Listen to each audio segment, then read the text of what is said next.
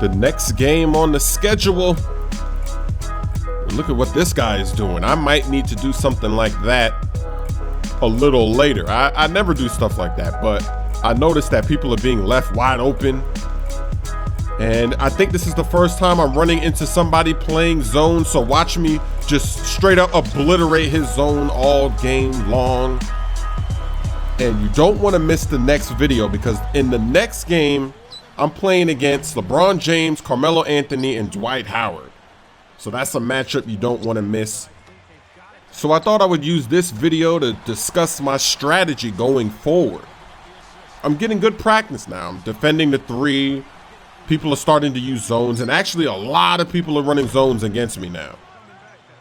Now this guy, he's basically playing like the last guy with Steve Kerr, but his threes weren't falling.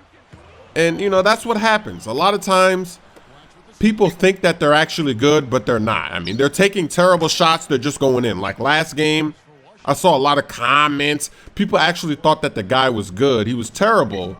It's just that, you know, because this is on such a low difficulty and because there's a problem with the threes. Oh, take that.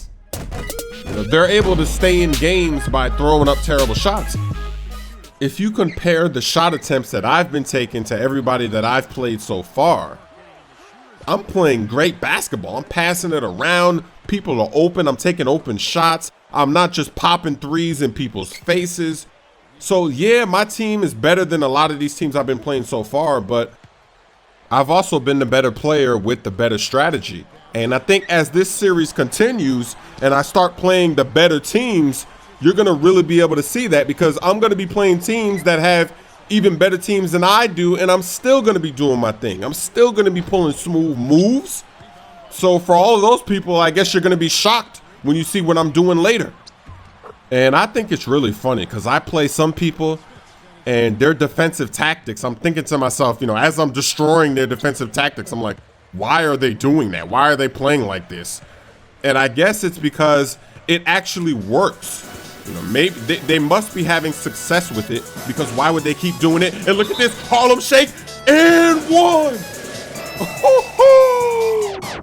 That's my boy shaking in the post and one. And I made the free throw.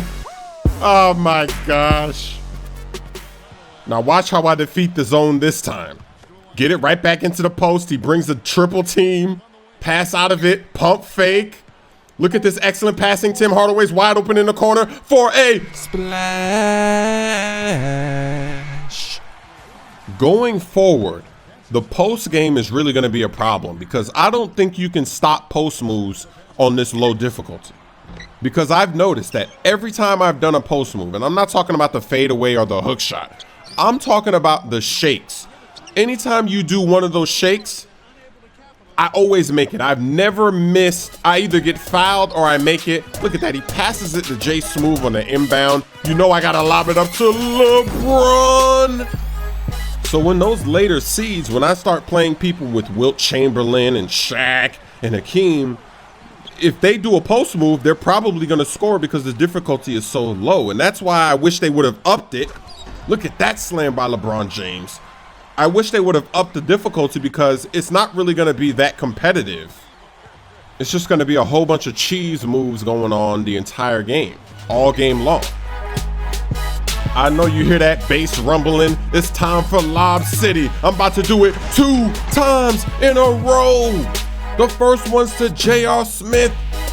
And I don't know what got into him, but he comes down, pops a 3 in my face. You know the rules. When you pop 3s in my face, I outlet, and I'm about to throw another lob to JR again. This time he reverses it. Ha ha. So here's another thing about zone defense.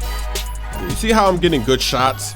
You know, sometimes when you play against people that are playing a zone, you're getting good looks, but your shots just aren't going in. So now all of a sudden the people that you're playing, they really think that they're good because your shots weren't going in, even though you were getting great shots, and then they're coming down, they're popping the 3s, they're doing the cheese. Something that I don't really need right now that I'm gonna need later is a bench. And I'm basically gonna have players on the bench for certain situations. So in one of my games, I actually played somebody who put LeBron James at center. So obviously, if I have to go up against that, I want to change my lineup to compete with that. So my bench, I'm just going to have people LeBron to LeBron, looking like one of those pregame dunks, teasing the NBA, trolling the NBA. So my bench is just going to have people that I can use for certain situations. So depending on the game and who I'm playing, you'll see people coming in off the bench. Now, another thing is signature skills. These are going to be very critical, very crucial going forward, because a lot of people, I know they're going to be using posterizer on their dunkers like LeBron, Dominique Wilkins. They're going to do that so they can dunk and cheese. And then they're going to put dead eye on their 3-point shooters as well, because they don't want you to be able to slow them down. I mean, it's already hard enough to slow them down now. Like last game, you saw Steve Kerr doing fading threes over Hakeem, even when you're there. So then if you're late and they have dead eye, you're toast. So the signature skills, I mean, I'm going to have to put that on all my perimeter players, because we know that once they get in the paint, it's over. You can't block dunks in this game. So once they're in the paint, it's over. You got to stop them before they get there. And who knows, I might need to put lockdown defender on my post players, because some people, if they were playing the game since last year, they have signature skills like post proficiency. Those signature skills aren't in the rotation anymore, but if they got that on somebody like Hakeem or Will or somebody, now all of a sudden the post moves already are tough to stop, and maybe you can't even stop them because of the low difficulty. But now you add on the signature skill and it just takes it to another level. This is why I think that next year, see, I had to get him back with that 3 because he was cheesing the 3. So I said, let me get you back with a 3. That's why I think that next year we need to have a salary cap version in my team, because everybody's beef with this mode is that they're playing these all gold teams. So if you have a salary cap, what that means is that it doesn't matter how many gold players you have. You can't actually go into a game with all of them because you have to pick and choose. You can only maybe use 3 of them. I think it's time for another lob, right? Lobs are always good. Smoove. What's a my team game without some lobs? Now check out this move by LeBron. I really got him good. Left to right crossover, ankle breaker, mid-range pull-up jumper. That was nice. You got to admit, that was nice right there. So this guy just won't give up. He's just going to continue to pop threes. That's how everybody plays in my team. It's pretty funny that everybody you play, they play exactly the same. And that's a sign that there's something wrong with the threes, because everybody wouldn't play like that if it wasn't this bad.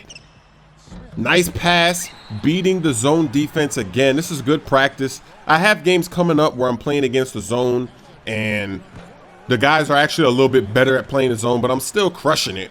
But I'm sure there's going to be some games coming up where even when I'm crushing the zone, I'm not scoring. Because like I said earlier, sometimes you get the looks you want, but they just don't go in. So there's nothing you can do about that. Here's another 3 from me, but notice that my threes are wide open threes. I don't just shoot threes for no reason, I don't just pop it in your face. I actually get a really good look, and then I shoot the 3. Like right there, I'm wide open. Why not let it fly? That's great basketball right there. I'm moving the ball around. I mean, I wish everybody played like that. The gameplay would be amazing if everybody played like that. He passes it right to me. He must want to see a lob to J.R. Smith. This team that I put together, it is so much fun to play with. It reminds me of the teams I used to create in online leagues. Now, I wouldn't have this many great players. I'd have maybe like 1 or 2, and then I'd have role players everywhere else. But this is even better because you got legends mixed in. This is even better. They're leaving Hakeem open. I mean, he runs the floor, so you got to pass it up to him. And I love this possession right here. I block a pump fake. He thinks he's open for 3. Block that cheese. He thinks Kyle Korver can get it. No, he can't. Rebound, Tim Hardaway. You already know what's going to happen. But Smoove decides to cross me over. Why didn't he cut to the rim right there? I don't know. He had a wide open lob. I was ready to throw it. I was ready to let the music fly. And then he does that. So I said, okay, it's all right. J.R. Smith isn't fooling around this game. He's lobbing it. And this possession right here was another great example of just breaking the zone defense. Even though I made a mistake right there, I get it back. But then look at this beautiful passing, cut right down the middle. He cuts, perfectly executed. That's good practice right there. So I win this game, and look at that. He took 33 threes. He only took 49 shots, but he took 33 threes. That's crazy. So that's my second win in Seed 7. So I'm getting up there. The next game, remember, you don't want to miss that. It's a great matchup. It's coming out in a few days.